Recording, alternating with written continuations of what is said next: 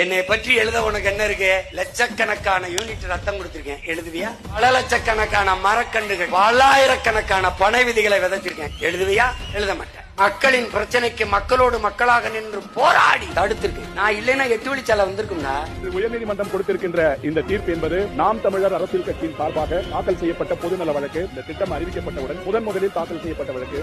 நான் இல்லைன்னா பரந்துள்ள விண்ணூர்தி நிலையம் கட்டிடுவான். 5000 ஏக்கர்ல ஏர்போர்ட் கட்டிடலாம் தம்பி. அது ஏர்போர்ட் கட்டுற இடம் இல்ல, ஏர்போர்ட்டி உழுகிற இடம். நாளைக்கு எனக்கு விளைநிலம் பத்தலைன்னா இந்த ஏர்போர்ட்டை திருப்பி விளைநிலமா மாத்துவியா நீ? இருக்கிறத வச்சு நிறைவா வாழ பாருங்க. சேட்டை பண்ணிட்டு அலையாதியா? இல்லைன்னா காட்டுப்பள்ளியில துறைமுகம் கட்டிடுவான். என் ஊர் காட்டுப்பள்ளியில வந்து அதானி எதுக்குடா போர்ட்டஸ் கட்டுறாங்க, துறைமுகம் கட்டுறான். கடல் ஒரு எப்படி கடல் பொது சொத்து, அது எப்படி தனி மனிதனின் உடமையாகும்? அங்க இருக்கிற அலையாத்தி காடுகளை அழித்து இந்த பவளப்பாறைகளை முடிச்சு விடுவாங்க எங்களை. சரியான ஆண் மக்களை நான் இருக்கிற வரை என் படை இருக்கிறவர் கட்டிடுறாங்க.